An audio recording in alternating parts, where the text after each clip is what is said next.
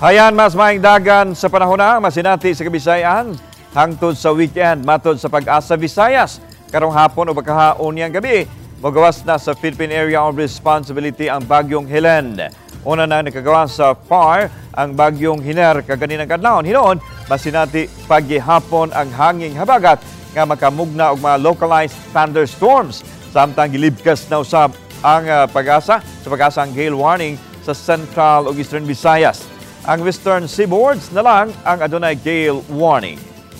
In terms of pag-ulan, diri sa Central Visayas is improving o isolated rain showers, localized thunderstorms, magpadayon kini until this weekend. So balik ta sa generally fair weather. Bata atong hangin, karong adlaw is moderate to strong gihapon tungod kini sa habagat, moderate to rough gihapon ang atong sea conditions